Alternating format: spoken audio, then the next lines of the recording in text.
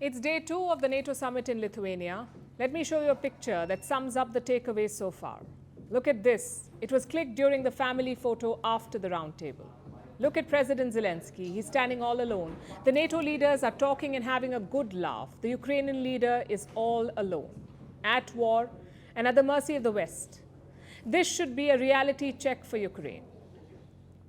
They were led on and into a war, only to be left out of NATO. Today will be another day of frustration for them. Ukraine wants to be a member, and it wants it now, but NATO says you're not ready. And this is how it played out. First came the roundtable. NATO leaders arrived, clicked pictures, and got down to business. Their agenda had 3 things: Ukraine, Russia, and China. Then there were multiple bilaterals. Turkey's Erdogan met Joe Biden and Rishi Sunak. France's Macron met leaders from Australia and New Zealand. It was like a diplomatic roulette. In the end came the joint statement, and with it, Ukraine's hopes were dashed. Let me quote what it says. "We will be in a position to extend an invitation to Ukraine to join the alliance when allies agree and conditions are met." And what are these conditions? The statement doesn't say, but NATO leaders have raised multiple issues, like ending the war, reforming government agencies, cracking down on corruption. These are the conditions. NATO says do all of this and you can be a member. But this is a setback for Ukraine. A membership after 10 years doesn't help. Neither do vague commitments. Kiev wants clarity and intent from NATO, maybe a timetable on how long membership will take. Instead, this is what they got. There is a full-fledged war. And therefore, I think all allies agree that when a war is going on, that's not the time for making Ukraine a full member of the alliance. So how is Zelensky taking it? As you would expect, he probably knew what was coming. Before landing in Lithuania, he had called NATO's position absurd and weak. But he hasn't given up. Earlier today, he arrived at the summit venue for day 2 of the talks. He was asked about his expectations, and this is what he said. I think the invitation to NATO, and we want to be on the same page with everybody, with all the understanding. And for today, what we hear and understand that we'll have this invitation when security measures will allow. Yes. I know it sounds like a broken record, but it also shows you how desperate Ukraine is. Their counter-offensive is not going to plan. It's too slow and too costly. Plus, Russia is striking back hard. On Tuesday, they hit 3 Ukrainian cities with airstrikes: Kiev, Odessa, and Kherson. So Zelensky has boxed himself into a corner. His entire strategy is based on Western and NATO support, their weapons, their political backing, their money. If NATO is half-hearted, Zelensky is in trouble. And Russia knows this. Their leaders are building more pressure on NATO. Look at what their former president, Dmitry Medvedev, said. I'm quoting again.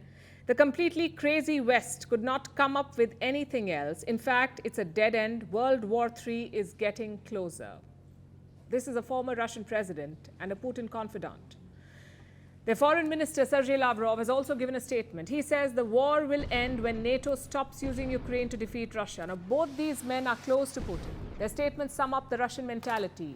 A, they're not backing down, and B, if the West doesn't stop supporting Ukraine, things could get out of hand. The fighting could spill over.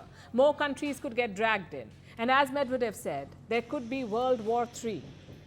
This sort of language is meant to trigger. You hear World War III, you shudder.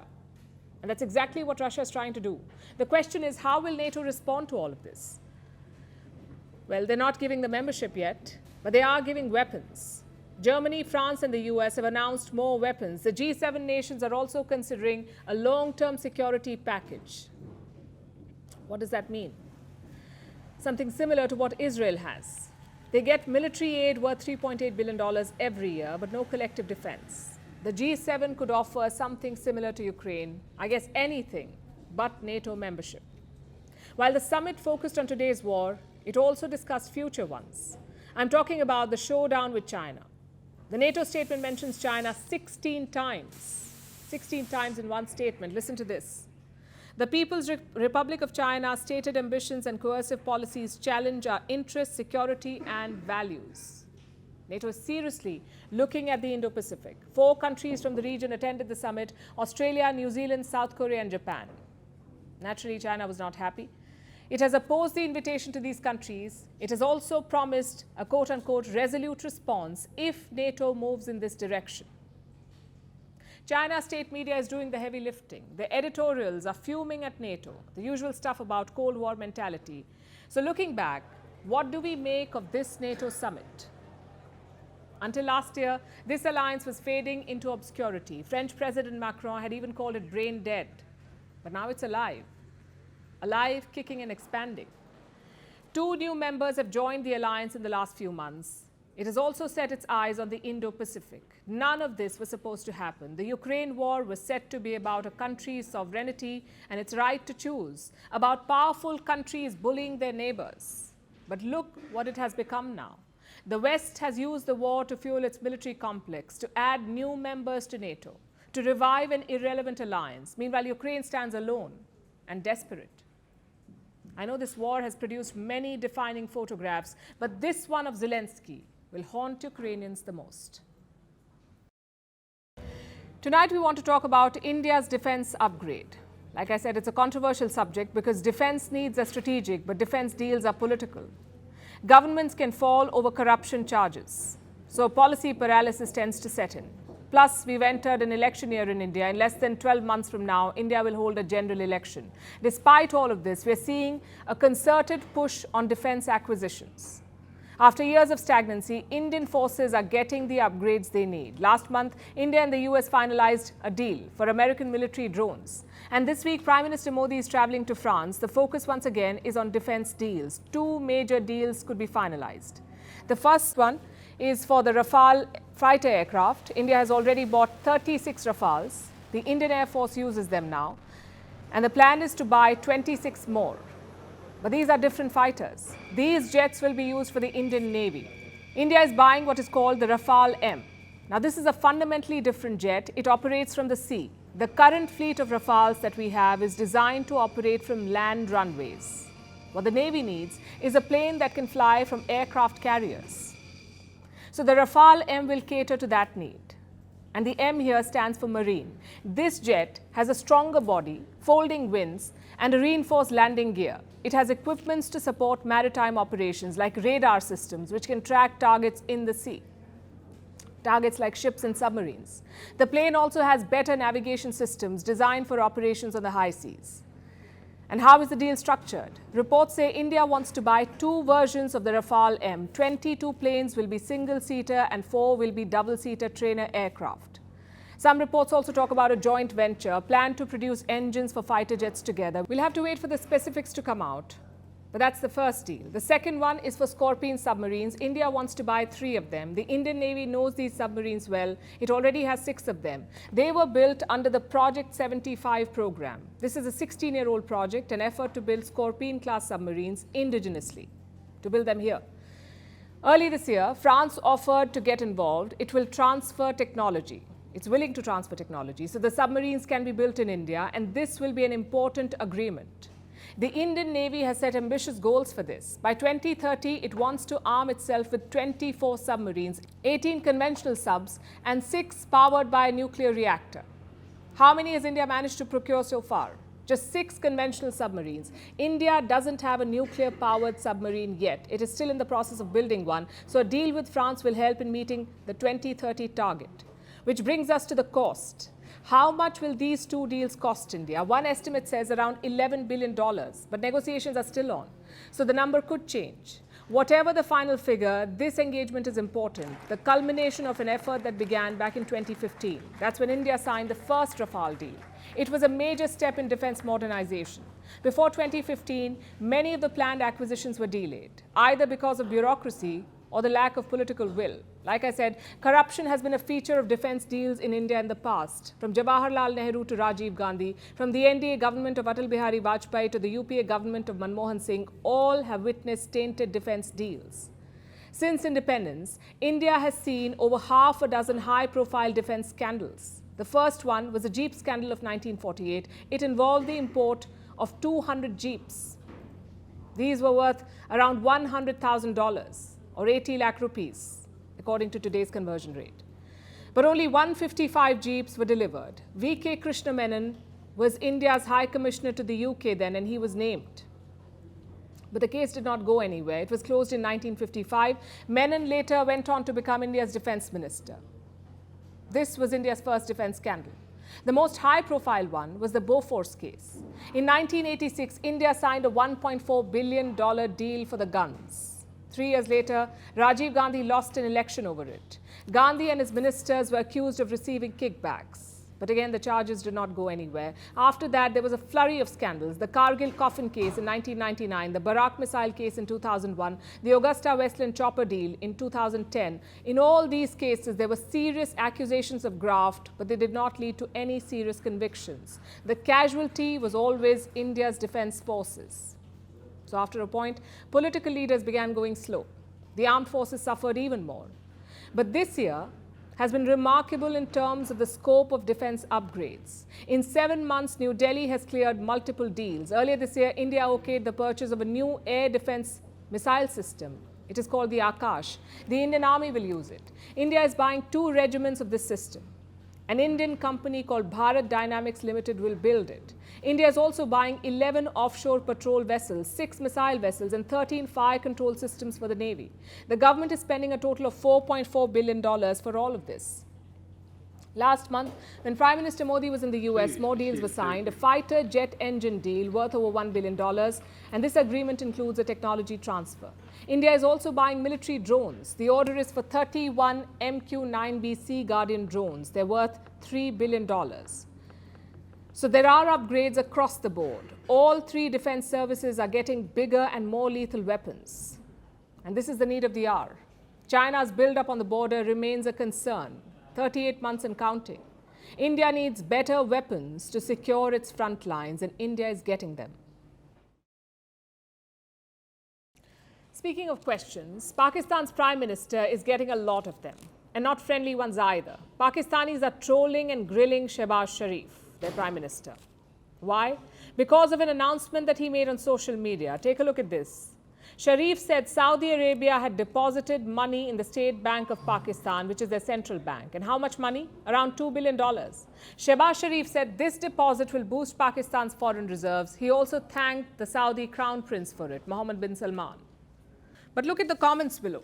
Don't speak on behalf of Pakistanis. We abhor this government and the situation it has put us in. Here's another comment.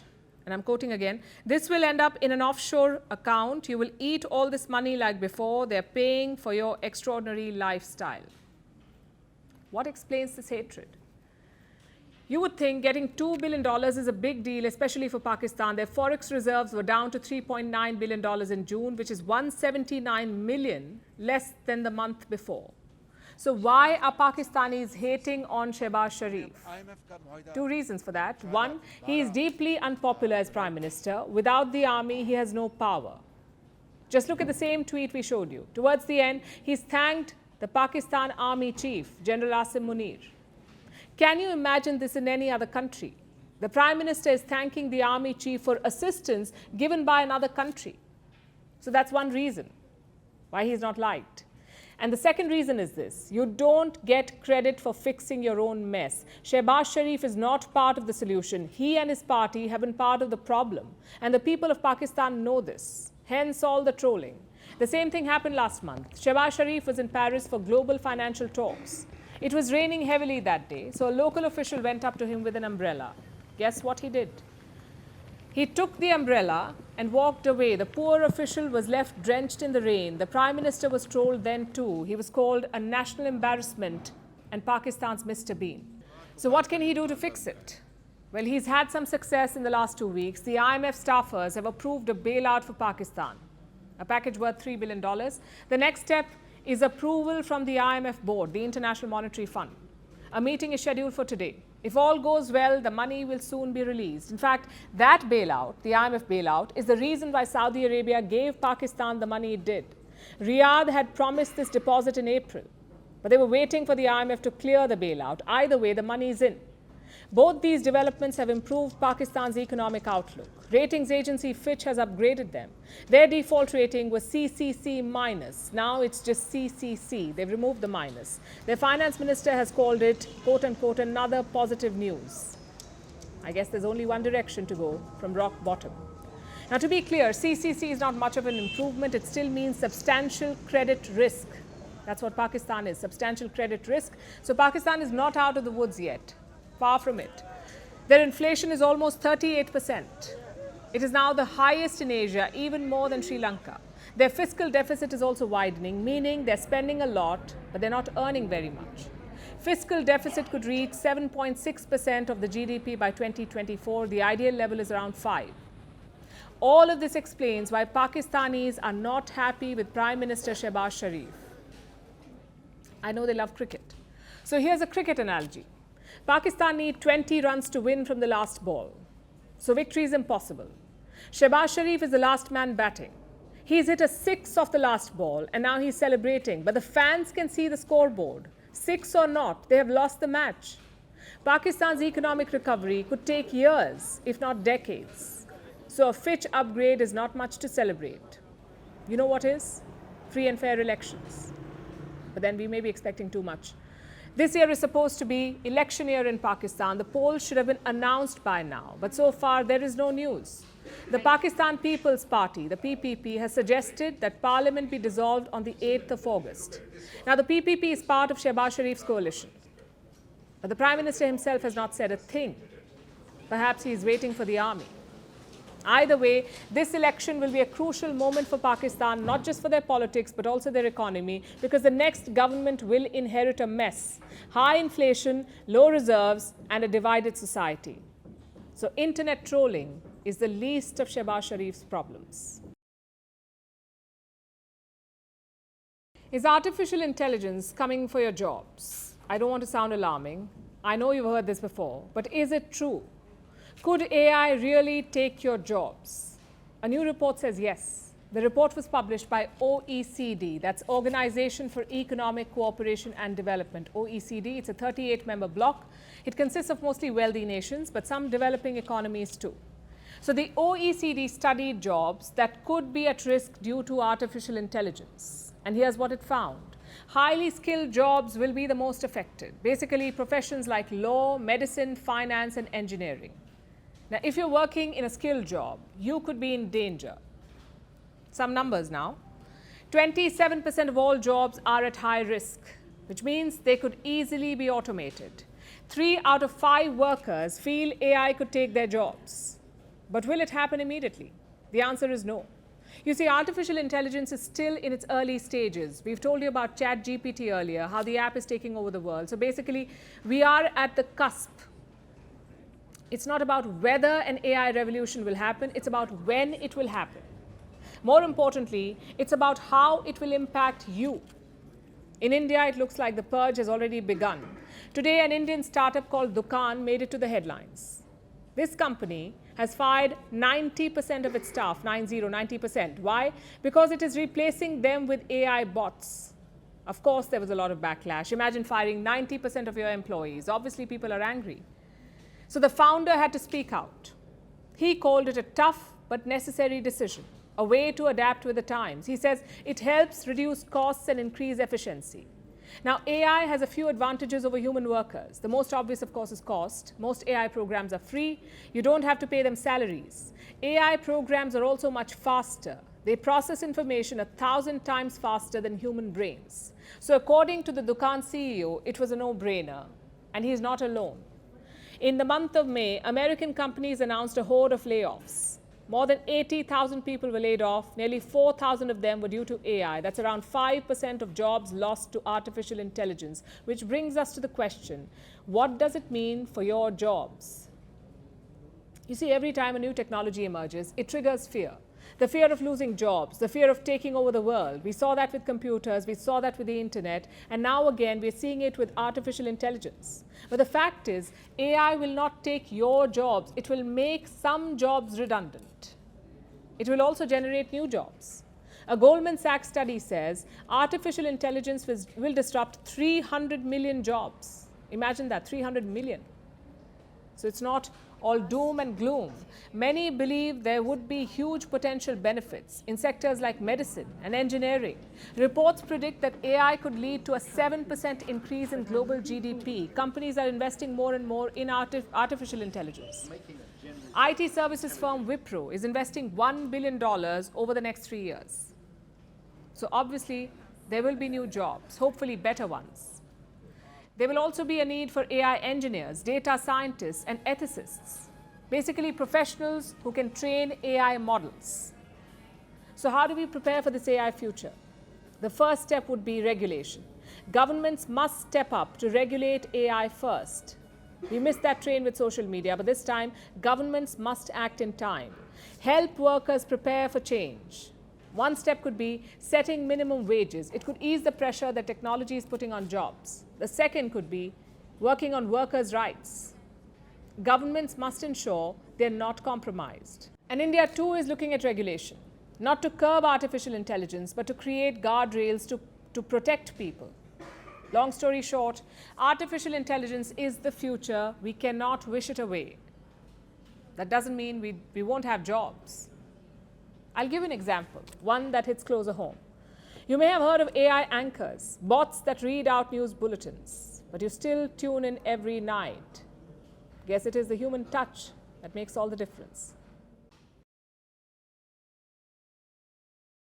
Now let's tell you what's happening in China. Not what you see in the headlines around the world, but what people in China are talking about. And these are two completely different things. The headlines say China is conducting a massive drill around Taiwan. There are ships, there are warplanes, they're threatening the island's independence. But inside China, people are living in a different bubble. They're hooked onto a TV series, a series called The Knockout. Do you know what it's about?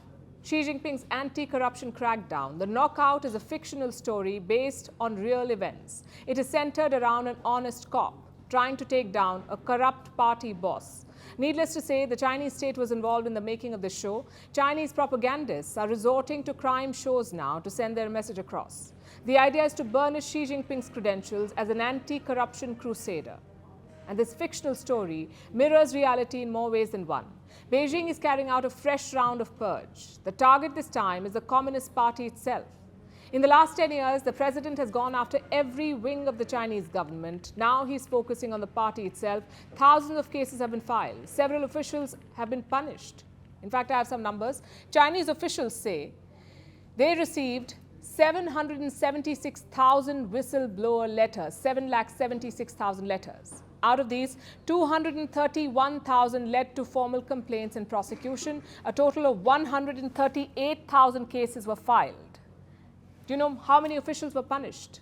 A whopping 111,000, 111,000 officials. And all this happened in the first quarter of this year. But Xi Jinping is not done yet. He set a new target. The anti-corruption units themselves, the very same officials who were carrying out the crackdown, are now under the lens, at least 20 of them to begin with.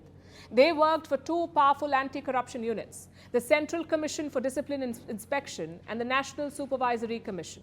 When Xi Jinping came to power, he weaponized these units. He said he was cleaning up the Chinese system. He was, in fact, eliminating his rivals. Since 2012, he's carried out a series of crackdowns. More than 4 million officials have been purged in China. 4 million, 40 lakh officials punished in the name of corruption.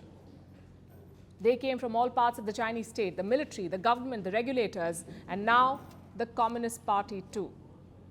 And they belong to all ranks. From the top bosses to the junior-most workers. In China, they call them tigers and flies. Tigers are the high-ranking officials, flies are the juniors.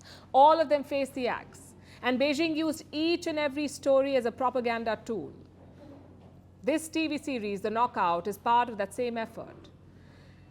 Though it's not the first such show. Earlier, there was a show called Zero Tolerance, a series of documentaries featuring convicted officials. They made on-screen confessions about their crimes. It was a bit like reality TV.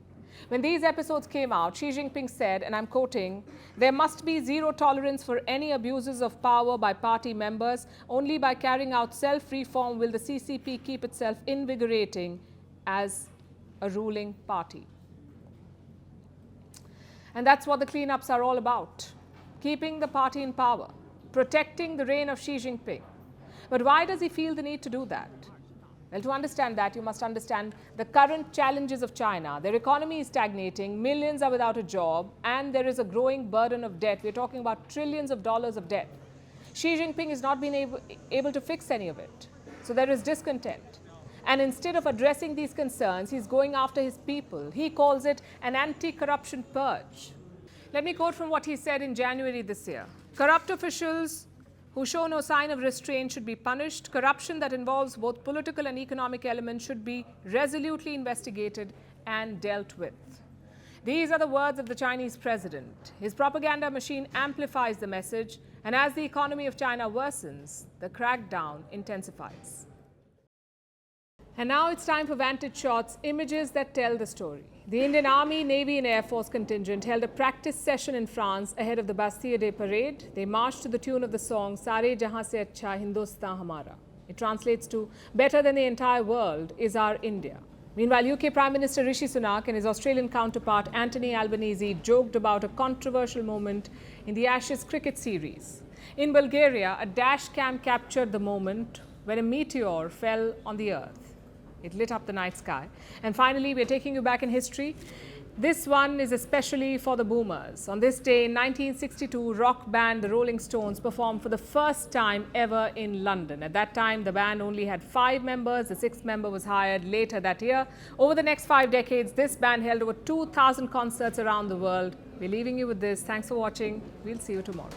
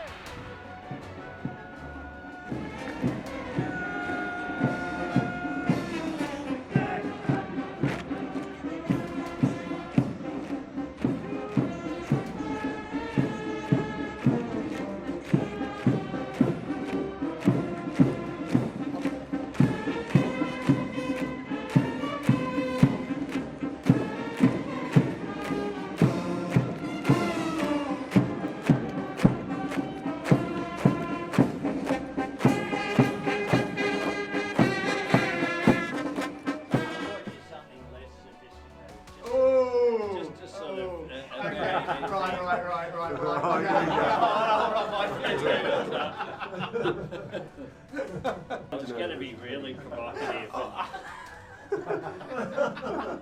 I'm sorry I didn't bring my sandpaper with me. See, there's a crease.